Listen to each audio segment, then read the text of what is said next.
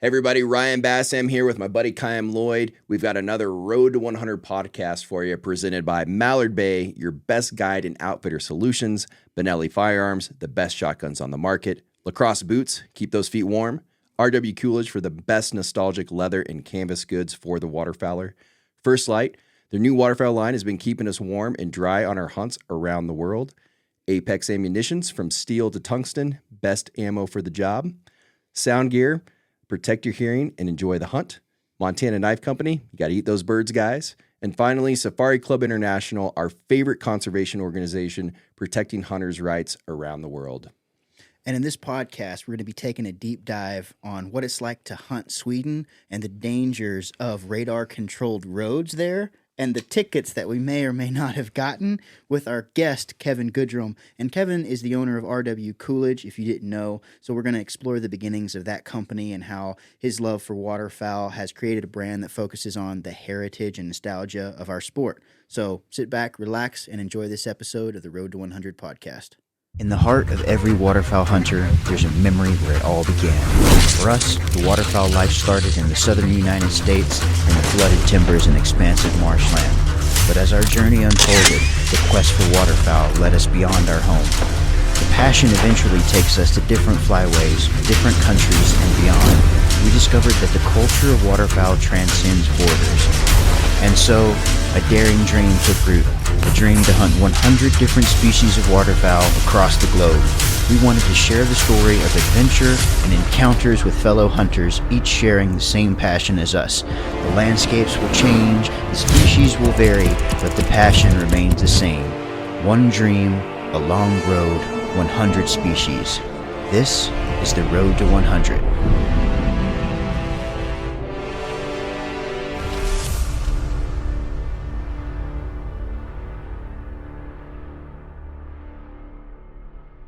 All right, welcome everybody. We are here in Sweden for one of our first international hunts in our series, The Road to 100. I'm Kym Lloyd, and we've also got Ryan Bassam. And Logan Moe. And we're also joined by the one and only Kevin Goodrum. who is That creeped me out a little bit. who has been a great supporting character in our film here. A lot of comedic relief, a lot of wisdom coming from Kevin over here. He is the founder and owner of RW Coolidge, and we've been putting some of his products to the test here, filling up some straps with way more birds than we probably should, but they've been handling it great. Absolutely.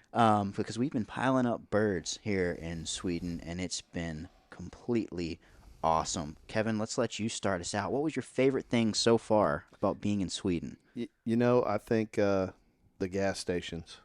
Got to be it coming from Memphis. Controlled access to the gas stations, probably the coolest thing I've seen. No, I'm joking. The hunts for geese, phenomenal. Yeah. I mean, just absolutely phenomenal. I don't get to see Canada's that close to me in the States. Oh, my God. They were literally landing on my head. Right. That's pretty cool. Pretty cool. What about you, Logan? Yeah, so the hunting over live mallards, one, and then you just brought up a good point, the Canadas. I have never shot geese that high off the ground before. Yeah. I have never seen them come in that high on off the the ground. deck. Like, literally Right, how they should do on it. the deck. Yeah. Just everything came together yesterday morning for that. Blind situation was a little iffy. I Right. definitely wanted to beat the crap out of my layout blind, Kevin. I'd show you the finger that's broken because of one, but I can't do it. Kym would have to be editing that one Too out. good. Well, you've said like a few things I should probably provide some clarity for. So like, yes, so guys, what we've learned in Sweden is they do not have access to the same quality of products that we enjoy in the United States, which is a given. Any international hunt we go on, the expectation is to be able to practice a high level of patience just because, again, they don't have the gear that we do. And so our layout blind situation was different than what we would normally deal with. They were slightly homemade, it seemed like, but it was super cool. And then, Logan, you just mentioned hunting over live birds, and people listening to this or watching this are probably like, what on earth? Yeah. And so to provide a little bit of clarity to that, So in Europe, it has been fairly common practice for a long time. If you historically look at the hunting tactics of Europeans hunting wild game and wildfowl specifically with this, to hunt over wild or not wild, but over tethered or caged domesticated ducks. It's legal. It differs from country to country based on how you can do that. Like here in Sweden, Samuel was explaining to us that you cannot have them in a cage or tethered like you can in some other places or used to be able to in other places. But they do a lot of release birds. We weren't hunting release birds, but some of these release birds are clipped. And anyways, they were keeping this body of water open. They were live. They were quacking. They weren't leaving. And they provide excellent legal live decoys for us to be able to hunt over. And that was a very unique experience indeed. We didn't have to call. No, we did because it felt weird not to, but we didn't need to. It was really cool. The funniest part of that, Samuel is standing beside me, and he goes, I think Ryan is talking American to these birds, and they don't understand it. I had way too thick of an American accent. Samuel was just mouth calling, and he was like, and it's like kind of working. I was like, so is that really funny. what it takes over here? I was like, wow, I suck. But then the Judas birds, that's what they Judas call birds, them, right? yes, yeah. Yeah. They would call at the exact time that they were supposed to call. Like, Right. you know, I see Ryan starting to put the call up to his mouth, and four mallards in the it's hole like- start raising up and calling. It was Cool. It amazing. was super cool. Yeah. Yeah. Lured their friends to their deaths. Indeed they Judas did. birds. Indeed they did. Yeah. Yeah. What about you, Kyle? Oh, I think mainly kind of just seeing the passion for waterfowl in a different way over here. Seeing these guys, and especially in a place where it's, I won't say persecuted, but a little bit more so than we are in the U.S. There's a lot of hate for the John was talking about today. One of the guys we were with hunting with today was talking about how he was getting emails. People were making email accounts just to send him, Right. hate mail, and which happens on social media a little bit, which is funny because we see it a lot on our accounts from other countries commenting. We do. On. A lot of Europeans too. Yeah. Mainly the UK. Yeah, and so it's just awesome to see that they're sticking to their heritage, their roots, and keeping that tradition going, and just the passion, the same passion that we have, the willingness to get up early, get out there, set up decoys, throw out crappy blinds. I was super let down. I want to throw this in there.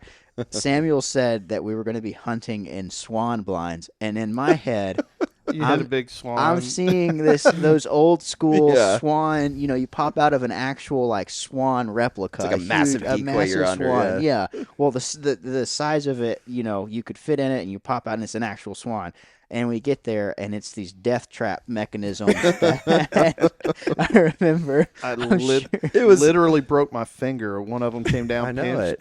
Big old knot right It was now. literally just a layout blind with snow cover on it. Yeah, it was just like little snow mounds. Yeah. And it worked. I mean, It it worked. couldn't have worked any better. And Honestly. we had that feet backwind coming in, so whenever you sat up, the backwind was 'cause throwing that lid. It wasn't so like some people that are just listening to this. It wasn't like the doors that you would normally open up that are like parallel with your body. It was like it came down from top over your head and down over to your waist. And so when you threw open your blind doors, there was no doors. It was a door, and you had to go straight back with it. And the freaking wind, because we're playing the wind right, like we should, caught it like a sail and slammed it right back down on top of you. Yeah. Horrible design. And Anyways. if you are listening and you want to see Logan get clapped by one several times, go to the YouTube. So at one point I switched with Kyle yesterday, and I was filming, and I don't think I got it in time, but I couldn't tell if it was Logan or Kyle, but you would turn around and start boxing That with was it. me. That was me. Oh my I was gosh, literally it's just so punching funny. it. Oh, So No, good. there was one time when I popped up and it came over my head perfectly to the point where it was like over my eyes while I was trying to shoot, and it was So honestly good. like I was like, oh, this is dangerous. I was So like, good. gotta be careful. No, it was a good time. I think I said every wrong word that I ever was told not to say for the first 10 minutes of that thing. Yeah, there was some language that went on yesterday amidst the success of the day, but there was some language. Yeah, yeah. we'll have to edit that out. I think one of the things, and Ryan has been here, done that in a lot of countries, especially with waterfowl, but with big game too. We've been on some cool trips, but One thing that Ryan keeps drilling to us is don't expect what you expect in the U.S. over here. Right. And one of the hardest things for me, and me and Kevin were definitely throwing a royal fit, because we're so used to, if the birds are going to do it right, let them do it finish. right. I know. And I know. it almost seems like they're not even trying to decoy them in, and spreads are smaller. It's a lot of pass shooting over here. A lot of pass shooting. That's very commonplace in Europe. Yeah, and Africa, it hurts me inside to have these birds coming in and then shoot them before Like they're gonna finish. They're gonna finish. 40 yards and they're 2 feet off the ground. You know they're coming.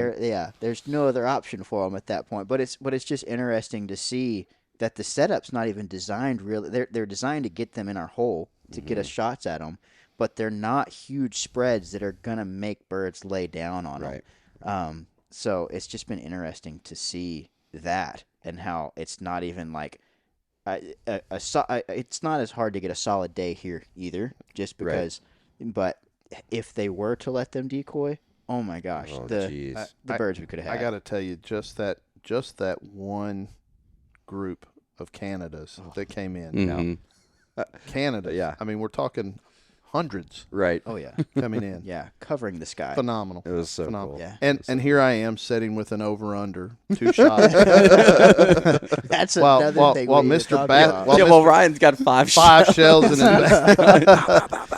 Oh man, They're I should probably two explain some of that. So in Sweden specifically, and this is not uncommon to other places around the world,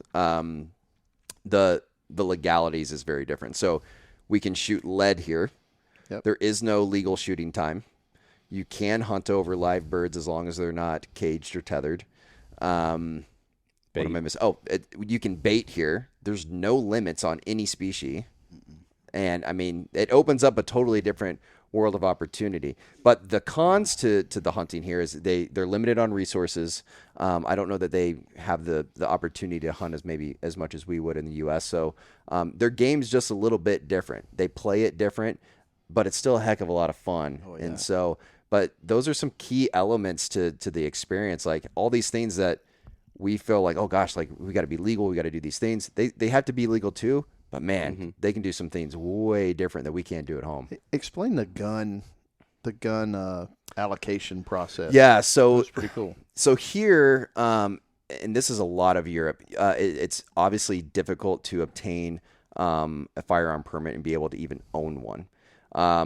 So here, what we've done is we're borrowing guns from a lot of the outfitters' friends and other associates, and they had to the outfitter has to have the paperwork for that firearm, and then we did as well.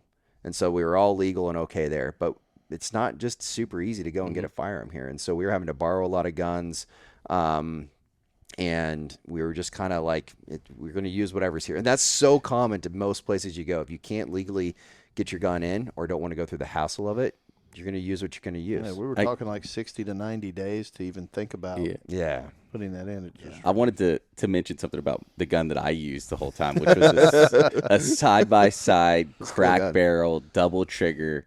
Never shot that type of gun in my entire life. And the guy's name that was with us today? John. John. Yeah. It was his gun from when he was passed down from 11 years old. And I was shooting his gun, and I'm just standing there holding it, and he's talking. He's like, how do you like the gun? Like, how do you like to shoot? He's like, it shoots far, huh? Yeah. And I'm like, yeah. And he's like, telling me this, and I'm like, wow, I really cool. just used this gun that's been passed down for basically generations. That's really awesome. cool. Scandinavian cultural gold right there. they're at a point. Samuel told me that I was using his girlfriend's gun, and that was like the end. Talk about comedic gold. Somebody said, you shoot like a girl. And I was like, well, it's the gun. It's just the gun. It's not me. That is awesome. So good. Well, one thing we haven't talked about, I mean, the whole idea behind this concept of the road to 100 is the species that we're able to obtain along the way, outside of, the fun stories and the great people that we get to interact with, is the species. And so what was everybody's favorite species on this hunt? Mine was the barnacle goose first, and then the gray lag, because barnacle geese reminded me so much of lesser geese. and I don't get to hunt in Louisiana lesser geese pretty much any time. So it's very much big spins. They fly the same way. They look the same when they fly. And then the gray lags remind me a lot of speckle bellies, which is near and dear to my heart. Of course, being a Louisiana boy. And they've got bar bellies. Just they're very tiny. It's just different. Yeah, they're bigger body too. Yep, yeah. way bigger.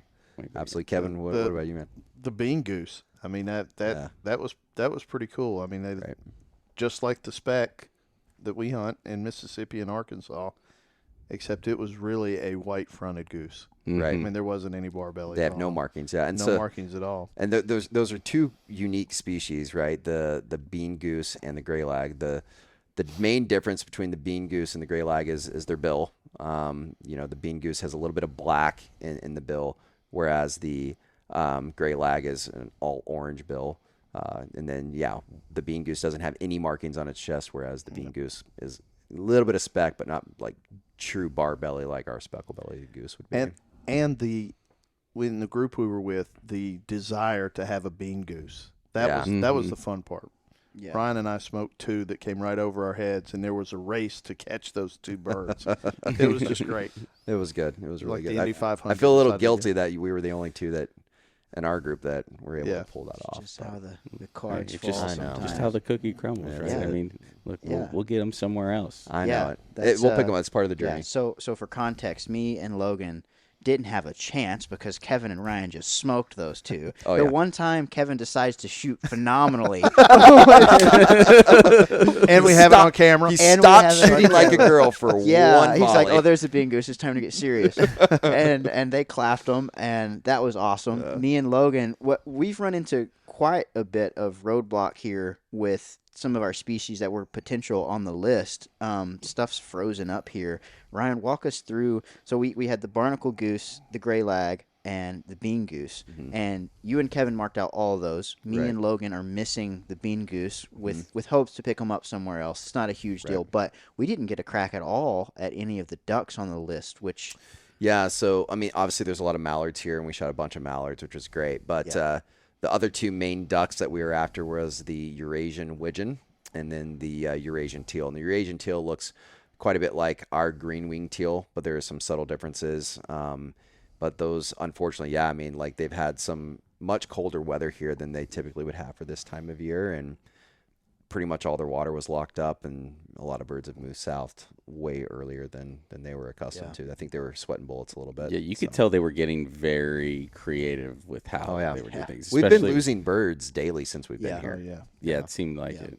Which, there's potential to pick up all of those species in other places, but I was really hoping to get some teal action. I know. I know. I was just thinking about that after we started talking about it. I was like, man, that's a group of those green ones. That's good. There's plenty, like, for that Eurasian teal, like, there's places like Azerbaijan, Pakistan, some pretty other wild places we're going to go and get a crack at them. So Not me. Low and slow. We may not be able to talk Kevin into those. Have enough teal down in Texas. Low and slow is good here, especially with that gun. Yeah, no, but no, I think from just full perspective of the trip, I think it was great. I mean, we were all able to check off some new species. Yep. Great experience. Met some great people. I think the thing that I'm going to remember the most is learning about how they do speeding tickets here. And hopefully we don't have to learn. The fact that I'm probably totally screwed and might not ever be able to come back to Sweden because I was speeding and didn't realize that the reason you don't see cops around here is because there's those stupid radar things, and I'm sure. Yeah, and they're all undercover. I didn't know that either. So at some point a couple days ago, I'm notorious for kind of being the Sunday driver. And I like to take in the sights. I just like to go the speed limit, which thankfully has once worked out in my favor. And because I started paying attention to the signs, and I looked at the sign, and of course it's in kilometers, and I don't. It's in kilometers, and everything's in Swedish. I just quit paying attention to it. It's hard enough to just pay attention to their weird. They'll have diversions where instead of having speed bumps in some of these rural, like you come into the town and you have to swerve and go through this one lane, and sometimes there's semis coming through, and it's like it's meant to trap Americans. And It 100% is. They got me, man. and they Ryan's I a think Swedish they did. fugitive. Yeah. They're going to be a Swedish fugitive. But so well, apparently it's technically going to be Kevin the fugitive Because because Kevin it's rented all it. on my credit card. yeah. I'm in servitude to Kevin now. yeah. So we have no way of knowing until either 2 days or 2 weeks or there's hidden radar signs, and I decided to mention it halfway through Ryan's Way to Fast go. and Furious movie. We're on the way we're on the way to the blind, and I'm just clutching camera gear, and Logan and me are back there just bobbing around, and I was like, by the way, I did see a weird little camera surveillance sign. I don't know what that means, but maybe be careful. And that made Ryan go faster. Because I was like, man, like back home, you see those, and it's like, there's not really a camera. Yeah, and there's no. not probably. Yeah. Apparently but that's not the case here. the one thing that John was talking about this morning, he says if you got tickets, they're going to be about $500 a piece. But gonna be he sick. also said that we probably didn't get a ticket because there's no way you'd miss the flash of the hidden cameras. That is never saw bright, one. even on a bright day, and it's definitely been dark and cloudy The here. joys of international travel. My goodness. Yeah. I love it. I love it. Yeah. I don't know. I might be eating bologna for the next year, trying to pay off the No, credit card. I'm not. You're not holding the bag on that one, dude. We'll take Well, care we, of it. we do have bets. I mean, when they give the tickets out to the rental car company, they send the picture of true. the driver. So if Have you're the out there and you receipts. want to bet on which one of us got the most, yeah, exactly. Good grief. I'm not saying who, but Expect about 30 pictures of Ryan. Who's that creepy guy in the mustache driving around like a Mario Kart? This guy. the road to 100 didn't mean the road to 100 tickets. Yeah. I thought the whole concept behind the road to 100 is go as fast as you can, and You nailed it. I nailed it. The Swedish government thinks so too. Yeah, Thank you for your participation. awesome. So we're gonna have to delay this whole project a year until I can pay this off. Anyways, well, seriously, guys, this has been a great trip, and I'm glad we could have Kevin here, and I'd like to get the audience to have the opportunity to get to know Kevin a little bit more, because Kevin and I have known each other for a bit. And he's got a really cool story. Grew up in a very unique place. It was kind of fun having, two founders of two different companies that I get to work with here with us. And yeah, Kevin, tell us your story, buddy. So, born in the Bahamas to a missionary and his wife, and lived there. I think I was actually European when I was born. Oh wow! So It maybe was- we can get out of this whole ticket It was- situation. Maybe it- you're I some was weird- native. I was English. I mean, at the time, England actually. Oh, that's right, they owned. It was Wow. it was I guess a territory of the British Empire. Right. Mhm. So very quickly, though, I think 72 they got their independence or whatever. Right. But lived there till I was about 6, and then moved back to the States. Finally settling pretty much in Middle Tennessee. Played a little baseball. Never really got into the hunting scene, because I was too busy playing ball all the time. And started doing a little more hunting, I guess, probably in my teen years. Found out that I didn't like deer hunting. I mean, I would go out there and it was like church to me. I would just go to sleep. You just sit there and you stay warm and you go to sleep. And you guys know I can sleep if I drop the hat, and I'll drop the I don't know how you sleep through all that snoring, honestly. He can fall asleep on his phone just right there. It's amazing. But It hits him in the face to wake him up. But yeah, we didn't do much. We didn't do much hunting, and I think that the real start to the hunting passion came when my wife and I moved to South Haven, Mississippi for a job. There was I happily call him and lovingly call him my redneck friend from Arkansas. But one of my buddies, when I first got to the job, wanted to see if I wanted to duck hunt. I'd never been duck hunting, and he took me out, and I think he tried to see if the city slicker was going to be too scared to go. But he took me out, and I fell in love with it. I mean, we had a Chesapeake Bay retriever at the time, and some trainer from Louisiana actually did about 2 weeks of training with him, and he's like, Kevin, you need to hunt this dog. I said, Jay, I don't have any camo in my closet. I mean, the only gun I have is a handgun. It's not happening. He goes, you need to do it. So when we moved to Mississippi, my buddy at my new job got me out in the water and kind of got me interested in it. And you guys know how you treat the new guy, right? So Gotta pay those dues, son. Dude, they lean me up against locust trees like nobody's business. About the third hunt, I came in and I knew they were going to do it. They leaned me up to a tree, and I pulled out that camp saw and just started sawing away a little spot where I could lean in. And they finally were laughing. They said, we were wondering when you were going to bring that saw. But That's funny. It's been a lot of fun. It's been a lot of fun. We've started there. I keep telling people we rescued that Chesapeake, and that dog has cost me more money and time than any woman ever has. And we did a lot of work with charitable groups, Ducks Unlimited, Delta Waterfowl, and got more Chesapeake Bay retrievers.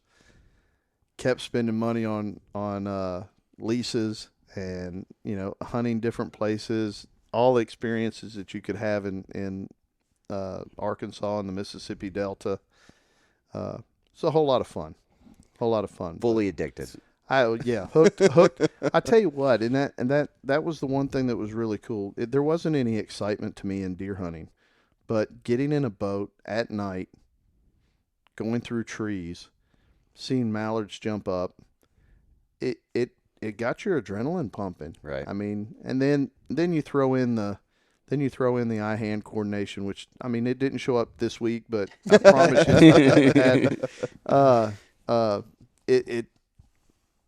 it really caught me. And that I told him, I said, I've enjoyed the experience of just being surprised every time I go out there and not knowing what I'm going to get into. I love it. I was going to ask about R.W. Coolidge and, the story of how you two met each other. And I wanted everybody to hear that. And then Be nice. What you guys are doing with R.W. Coolidge and kind of what's the vision overall. Yeah. So when I was a volunteer for, and still do some work, but was a volunteer for Ducks Unlimited. Ran the chapter in Olive Branch, Mississippi. Ryan had come to work there for an outfitter, or not an outfitter, but an outdoor company there. And every good volunteer has to go beg. So I was out begging, and I do now know that. Oh my God, it's something else. So we ended up meeting. Just sat down in the office one day and started talking, and had a lot of things in common. Probably had more in common with Ryan than I did the owners of the company, but had a lot in common with Ryan, and stayed friends and stayed connected through the years, through that chapter. And not just, hey, give me money, Ryan.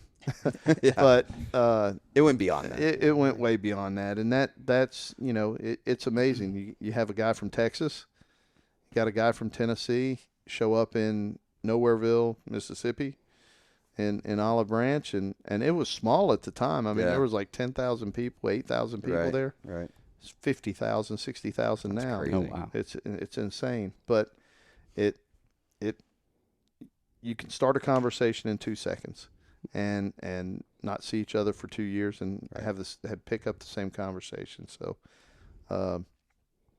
kind of funny. I know Ryan had moved to Bozeman, and I had sent him some samples of what we came up with. A buddy of mine and I sat out in a blind, and he's a little older than me, a guy named Ray, and he talked about his father always taking him hunting and stuff, and he always talked about the leather straps and all of that. He goes, we didn't take a lot of pictures with them, but I always remember having to be the boy that toted the leather strap out. And I didn't have that experience because I didn't start hunting till I was in my 30s. And so I looked at him and I said, well, Ray, I owned a shoe company for 5 years. I know a little bit about leather. We might be able to do something. So we started designing something and putting it together, and the first prototypes came out, and we went out and tested them, and they were absolutely hideous. I mean, they were terrible. I mean, they looked like string spaghetti, dried up, and different measures and different lengths and everything. But we tested them for a year, and neither one of us had that quote product testing or wanted to get in the business. I ran large distribution centers for years. So it wasn't where I made my money, but it was a passion, and it kept me tied to the sport, and finally got it right. Sent those the right samples, the good samples, to Ryan because he was out there, and I knew. Never returned my call. Oh, never. He was so busy. Jeez. Couldn't.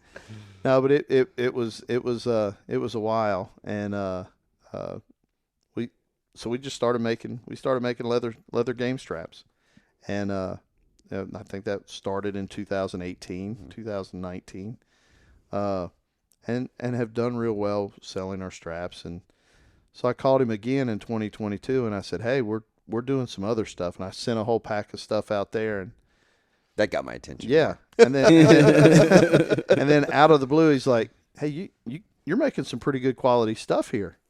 I was like, "Well, yeah, we're not going to make anything that's like you sell at Walmart. I mean, it's going to be good, or we're not going to do it." I said, "My wife works at Williams-Sonoma. She doesn't let me get anything cheap, so we're going to have some good quality stuff." And yeah, so he's like, "Well, yeah, what do you want to do?"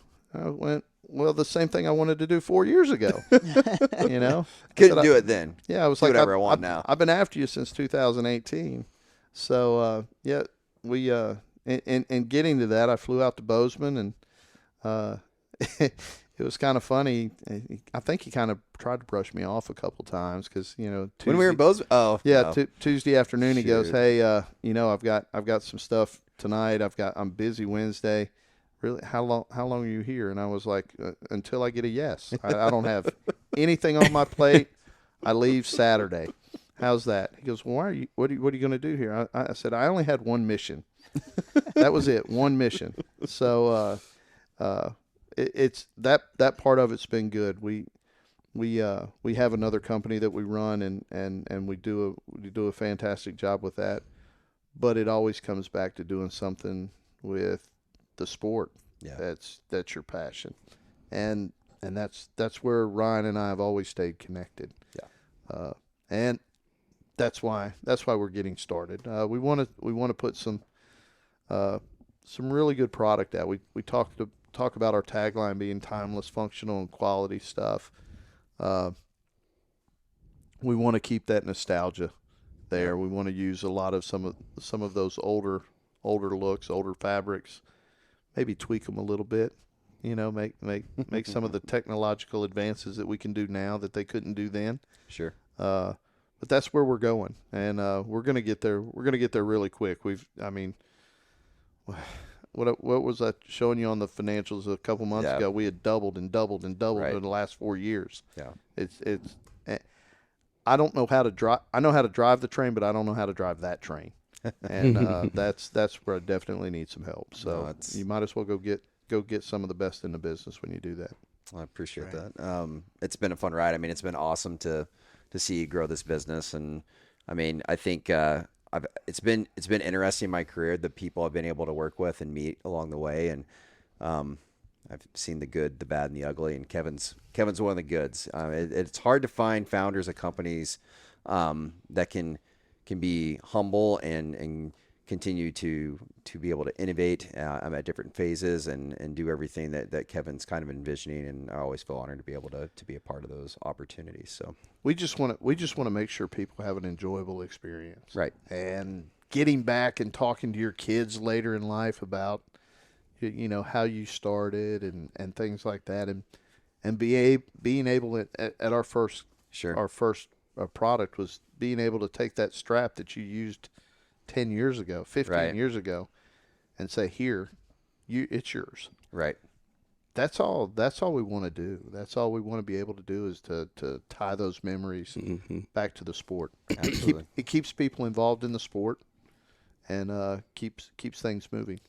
Yeah, I mean, when y'all came to me with the idea of doing this Road to 100 and kind of, I'm a presenter, so I like things to be presented to me in terms of like that's just how I communicate, and I never really thought about it like that. You just said is something that you can pass down, the storytelling of like, and I was telling y'all earlier that this trip to me has just been so real the whole time. And I don't even know if it's hit me yet. I've been here for 4 days, right? Yeah. And so the opportunity to come here and start to check these species off, and you being so far down the list already, and kind of the journey of the whole thing. Yep. And honestly, being with you two as kind of entrepreneurs, and you're with what you're doing with Peaks and your experience in the marketing industry, and me and being able to learn from that, because I am young and I don't get a lot of learnings from some people that have been in the industry for a while, right?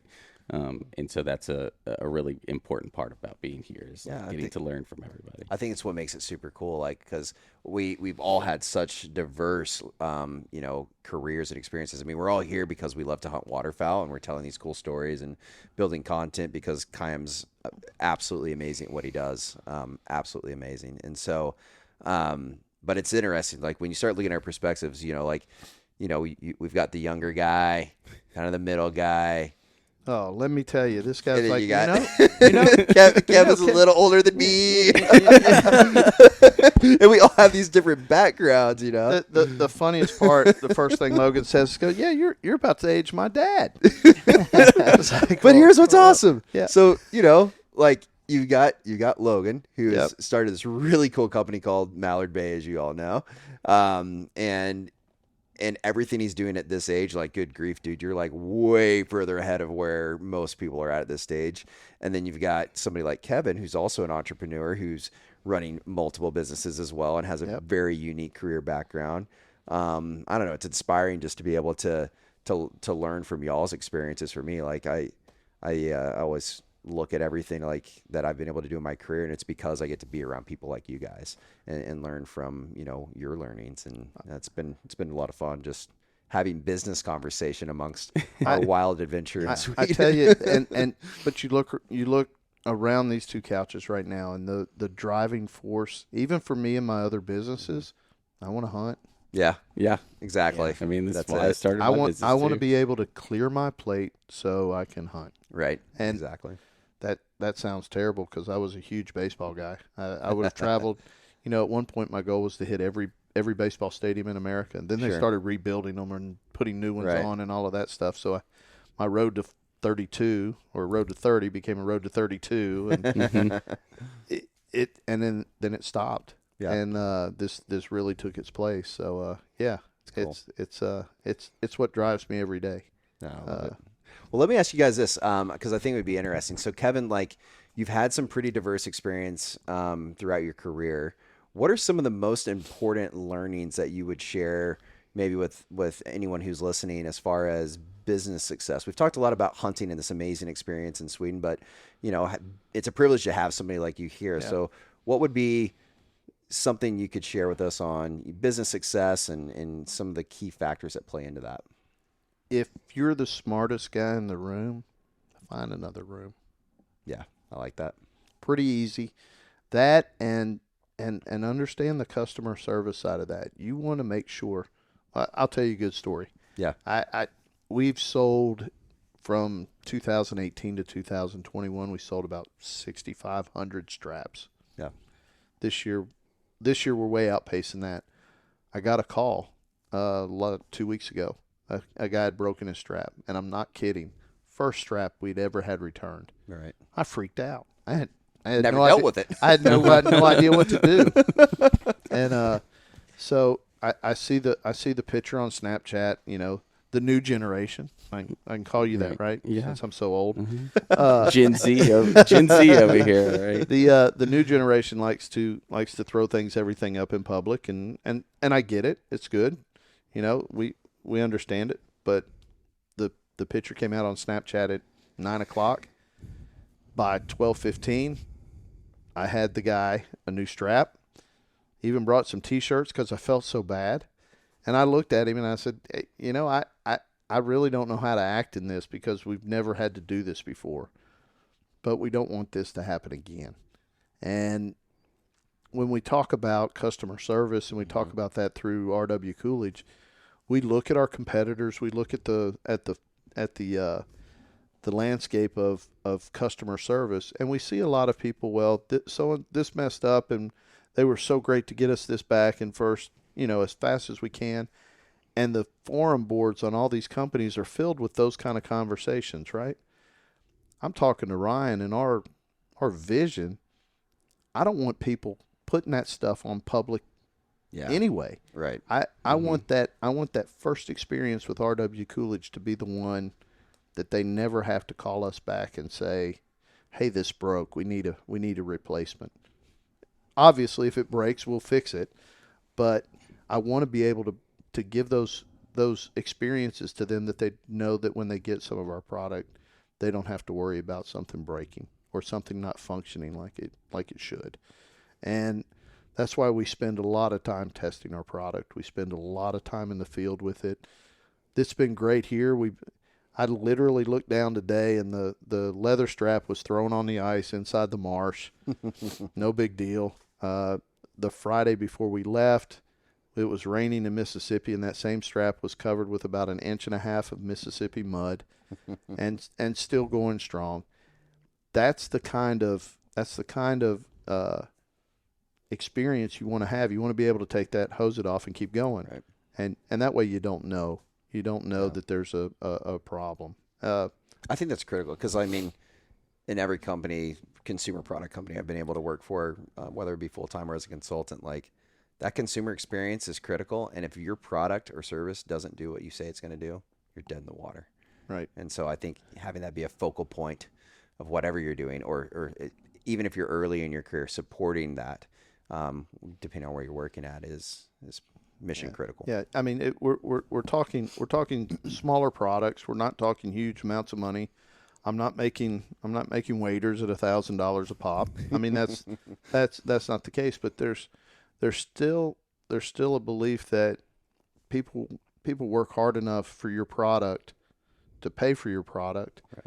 That you need to recognize that. Mm-hmm. Right. And that's been the bigger part of what we want to do. We want to be able to give them that experience that they don't have to worry about this. And then on the side note, taking pictures with those straps, God,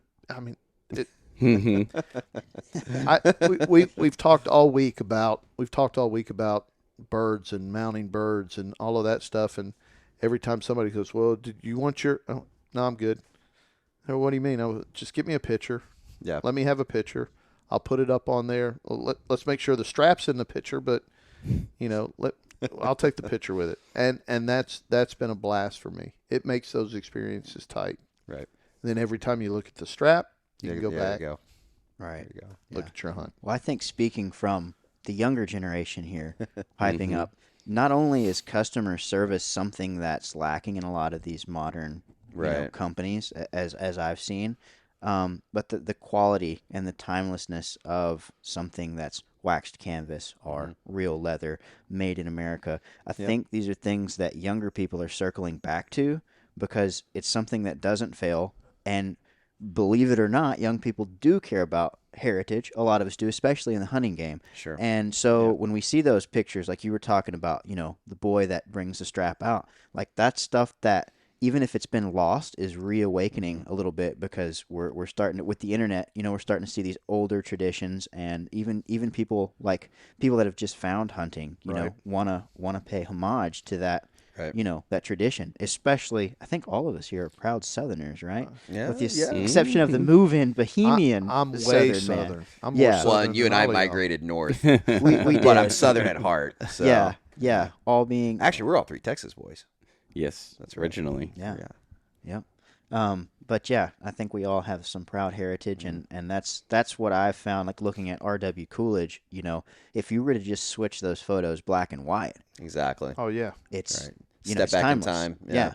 So exactly. yeah, and I really appreciate that as a consumer, and then someone who believes in quality of gear, doing this all the time. exactly. It's huge. Well, that kind of brings up something I'd like you to talk about is just the quality of content and like how important it is Right. to you that you make sure that the quality of not only this series but all of the content that you put out there and the amount of time that goes into it, and like kind of what is your perspective on capturing that, and like how do you like to tell that story, right? Yeah. Well, I think you guys have already kind of touched on it. It's the experience, right? Like I have to convey, like we're all sitting here and we're super happy about this experience. We all have our takeaways. My job is to read that off of you guys and blend that with my own experience, and then somehow, some way, through the magic of cinema and editing, make our viewers feel that. And that's what I'm hoping that people get Right. out of this episode is a bunch of Southern boys somehow in Sweden doing the same thing we've been doing since we were kids.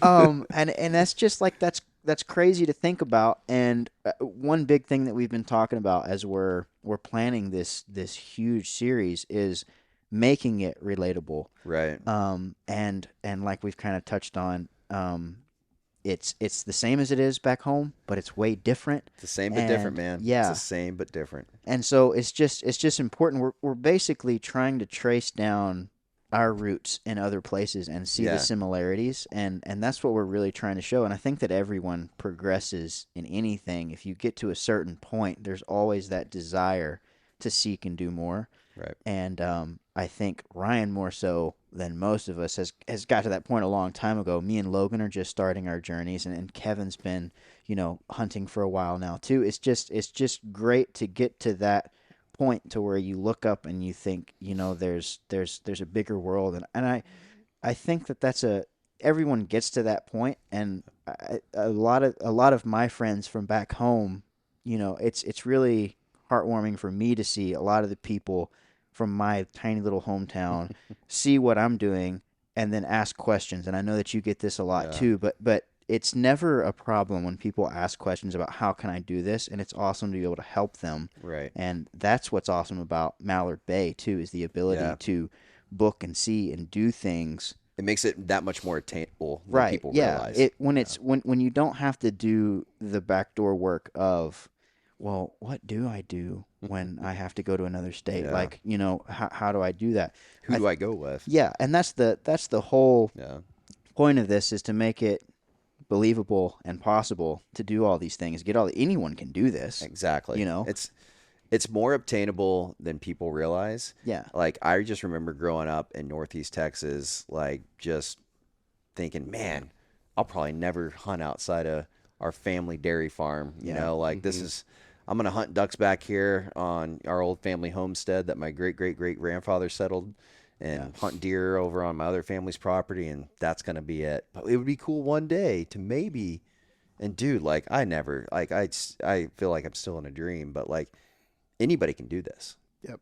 Right. Anybody can do it. And I think, with companies like Logan's making it that much more easy to go and do it, and then great products coming from companies like Kevin's, and then people getting to live vicariously and learn about it through your content. It's like, guys, it's right here at our fingertips. Like, you can do this stuff. Right. Yeah. Just go. Honestly, I think something just clicked for me that's kind of come full circle about this experience, and I think I mentioned it to you guys. So I started hunting when I was 5 years old in West Texas. Yeah. And here they hunt sometimes the same way you did. You would dig a shallow grave. Yeah. And I know that the fields here were frozen right now. So you couldn't do that. Yeah, so we couldn't do that. But how interesting is it that we were killing, big honkers in Sweden yesterday in layouts in the field, and I grew up in West Texas doing the same thing, and that love and the passion for going hunting with my dad, and then not having a place to go and call our own when we were coming up in Texas, and then now that we're able to do this and kind of live this lifestyle is really just, I'm just grateful to be able to do this and kind of do it with guys like y'all.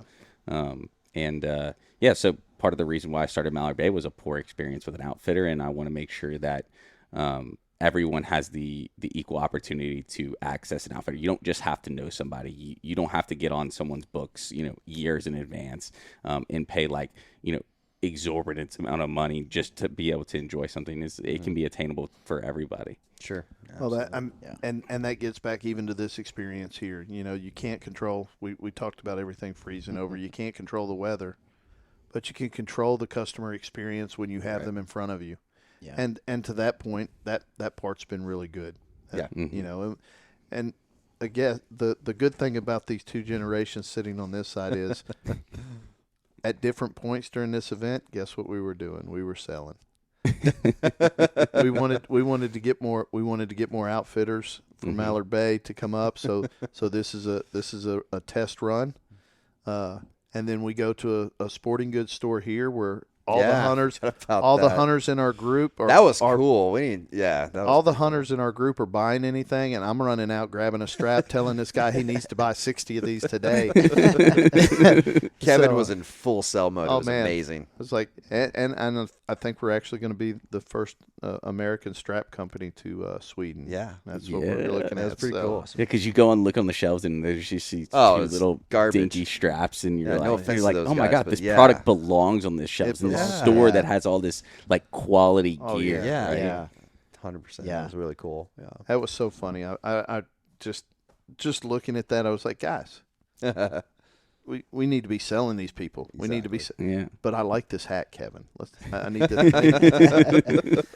So I think I was the only one that walked out that You're the only one that didn't buy something. I didn't buy something. Yeah, I felt kind of guilty, but that's okay. That's okay. Somebody had to be responsible and actually try to make some money on the trip. somebody's got to pay for the speeding tickets. Yes, that's how we're gonna do it. That guy's gonna buy straps. Gosh dang it. Well, that's a perfect segue to kind of say, if you want to see this experience live and in color, you can go see the magic of Chaim at work. That's right. I hope that, I haven't even gone into editing mode yet, and Ryan knows this more than anybody. I get super like stressed out because as a creator, you want to convey this emotion that we're having, and I hope that we can do that. We will. And I hope that you guys can go and enjoy and kind of live that experience and start planning your own experiences. Yep. And if you want to go watch that, it'll be in the link below in this podcast. And thank you guys for joining in.